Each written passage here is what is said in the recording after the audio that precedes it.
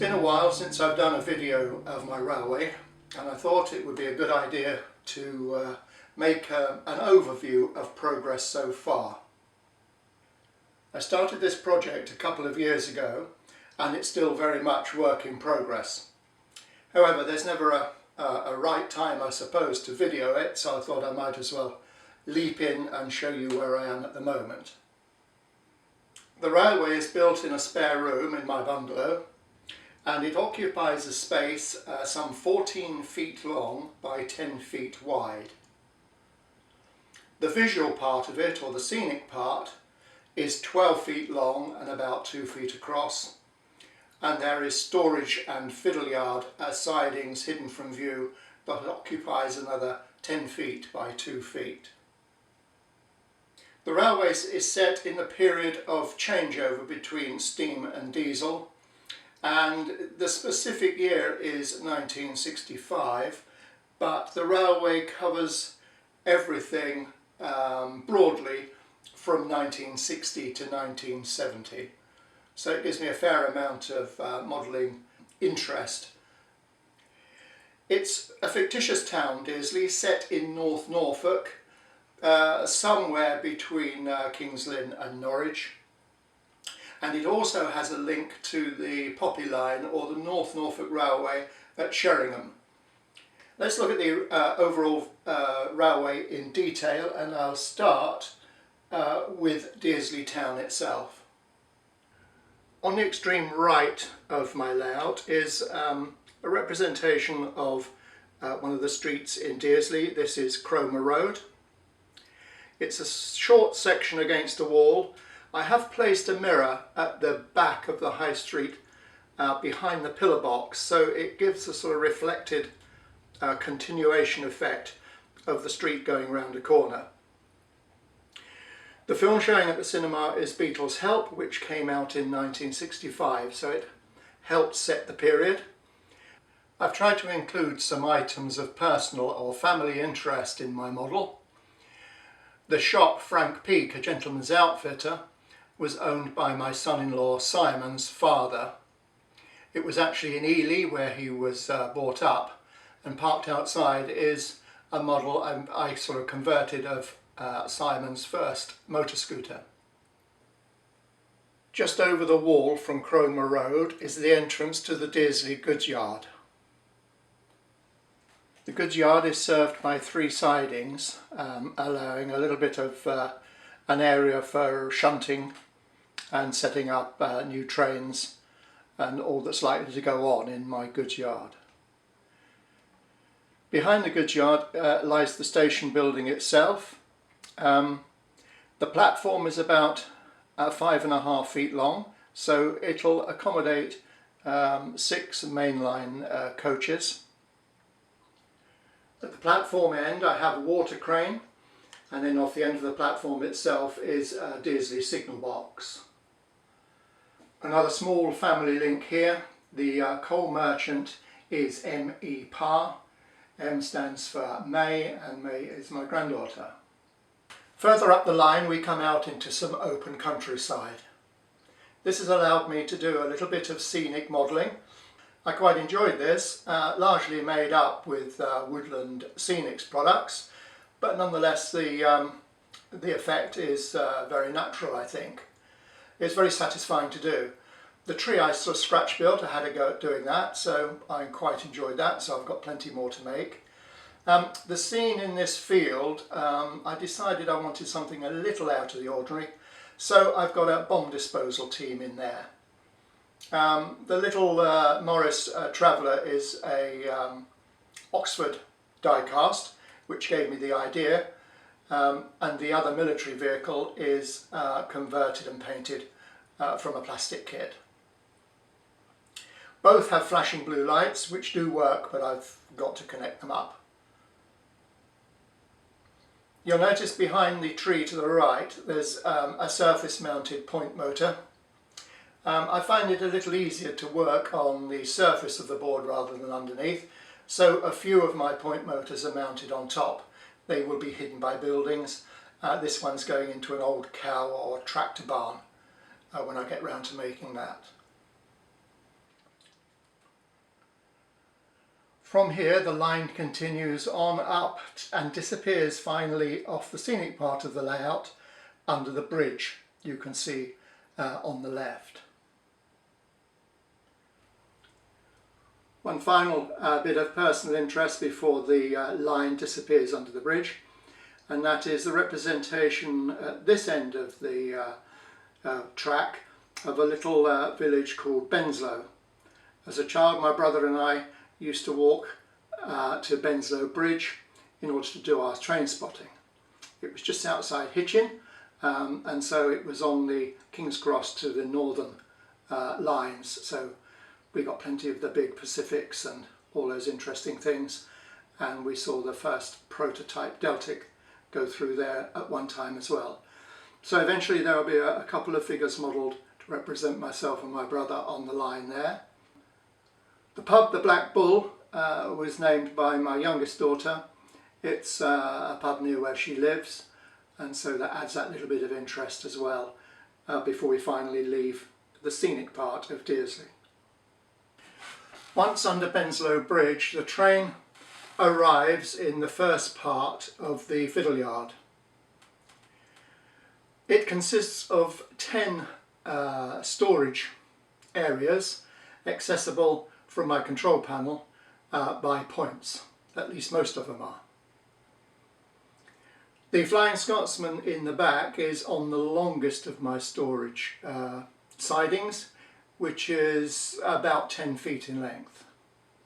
Spare locomotives are stored on 3 sidings in the foreground, and these are switched isolating tracks, so that once in here and out of sight I can switch off the power to the tracks so that there's no accidental chance of them being moved.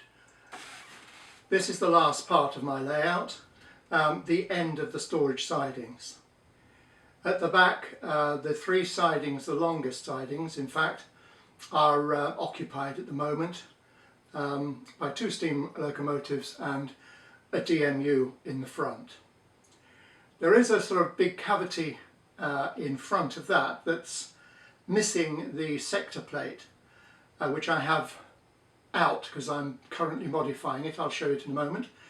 But that remains in position to allow trains to run onto it, and there are controlled points that allow for shunting to the right again back into the first part, 3 sidings, so that I can work 7 of the sidings without moving the sector plate. You can see roughly in the centre of the picture on the edge a switch connected with a green and a blue wire. It's a little micro switch operated by the lever. When the sector plate is in its correct position, it switches off a red warning light on my control panel so that I know that I can run trains onto the sector plate in safety. The Picot switch panel seen here was bought 2 years ago when I first started to make the railway, and they don't do much at the moment, but the blue ones are the switches I use to isolate the Loco storage rails. Here is the sector plate removed and on my workbench. As I'm currently rewiring it, I added a second track actually as another storage siding here to make my available sidings via direct point control up to 7, or 8 if you include the original sector plate track. I've been calling it traverser, but I think really it's a sector plate. There's a little block glued up here which activates the micro switch, so when in position it switches off the warning light.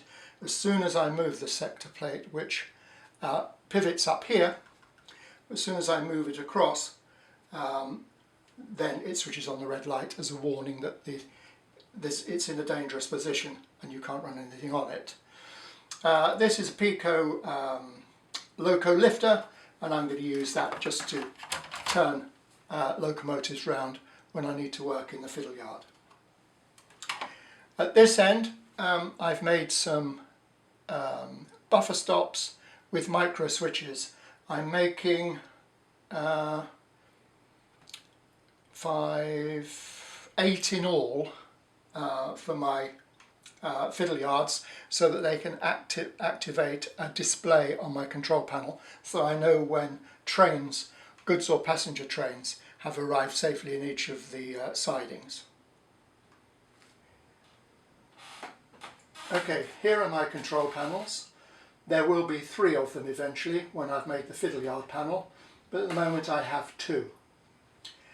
The one on the right controls the station area, and here points can be switched individually on these 5 switches.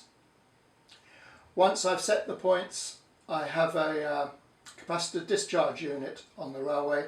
I press that and it sets them in block. The thing, if you can just see that red light there is actually on.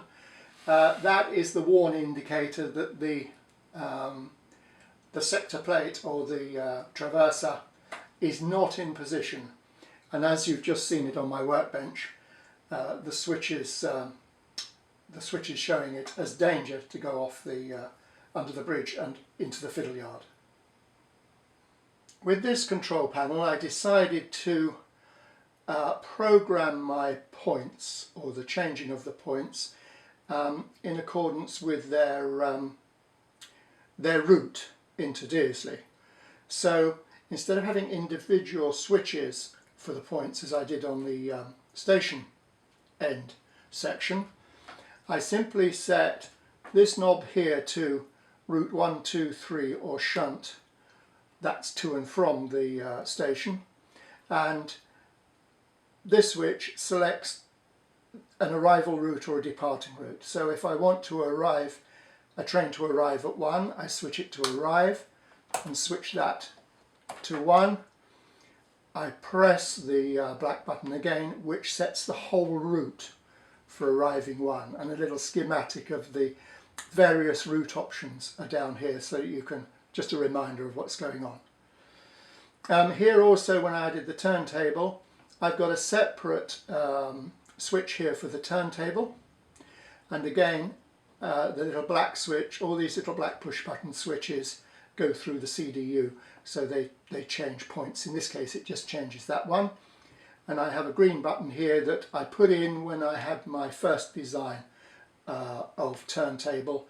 It is now disconnected and defunct, so sometime I've got to remove that and either put something in its place or cosmetically just change the control panel there. This one I'm not sure about at the moment. I've got this selected for programming track or operating track.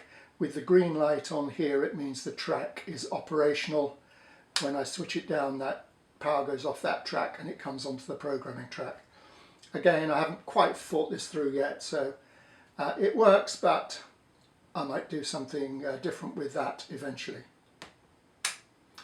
On this side, this is the first of the Fiddle Yard controls or indicators, and this sets the switches for the first 4 sidings in the Fiddle Yard. I don't know whether, again, hopefully you can see that with the light, but there you can see 3 lights are on, and they're on because of those 3 trains that were stood in the Fiddle Yard against the buffer switches. So Yard 1 is occupied, Yard 2 is occupied, and Yard 3 is occupied.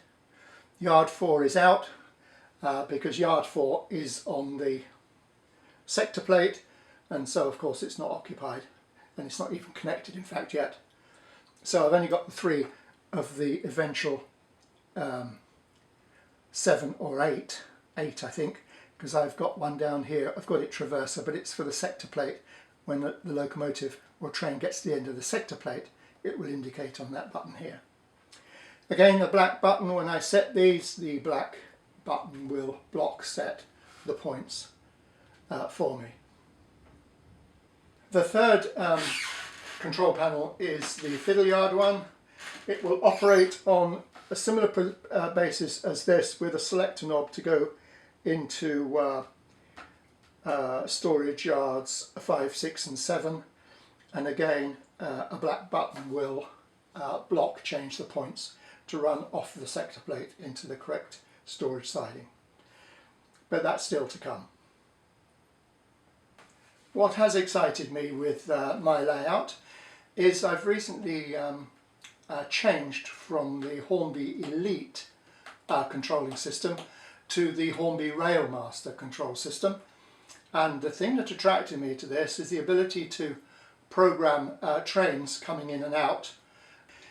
The thought was that as a large part of my railway is out of sight, it would mean that I could automatically run and stop trains in my hidden Fiddle Yard without having to keep going and manually operating that section of the layout. It was this very fact that has caused me at this stage to remodel my Fiddle Yard and install more control points and more control features, which why that part of the railway is still being fiddled around with, if you like. But I think the control over the hidden sidings is going to add so much more sort of play value to Deresley when it finally gets into its operational stage. So my Hornby Elite controller has been replaced with a keyboard, a mouse and a monitor screen that's fixed above the railway. The good aspects of this so far I have found is the display of available locomotives. Here you can see 8 on display here, and with the normal simple slider you can quickly get access to all your locos that you're running on the track when you're operating. Each one you can identify, in this case 060 Class 8 shunter, and it gives you the running DCC ID code or running number, whatever you call it, there, which in my case is 11 for this. So if I want a bigger view of any one of these, let's take the Class 4F. So if I click on that, oh no, that's not a good one. You can put a picture on here. Let's just get one that I put a picture on. Let me see if I can. I think this one has, although it's a Bachmann, you can put your own pictures on. It contains photos for pretty much all the Hornby locomotives going way back into the 70s or 80s, I think. But that's no problem, because if you find a picture of, in this case, a Bachmann loco, you can put it in a little file and get it to display it as well.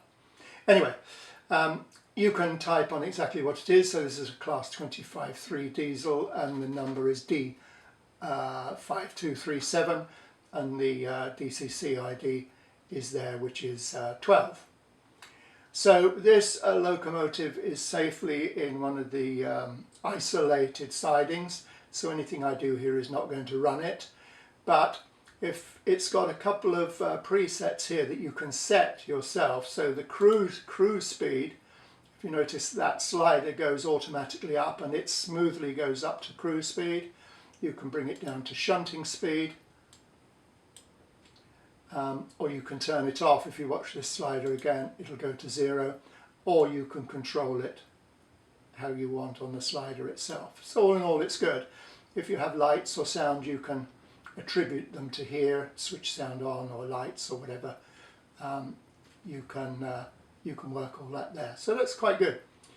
For me though, the deal breaker was this ability to program it in such a way that if you press this, you get a little tick there. When you press that, it will record every action you then make with your train, and it stops recording, and then it'll repeat that as a little program. So I'm going to bring in, I've set up one of these programs actually, and my granddaughter's going to be my station announcer, and she's done some station announcements for me, so I'll just finish this video with a little demonstration of that. So what I'm going to do is bring in my DMU, which I know is stored in Siding 3. So I find it on here. There it is. So Loco ID 13, it's class 101 3-card DMU. And I know which way I've got it orientated in the siding. So I'm going to bring this up into platform 2, and then we'll run a program for it.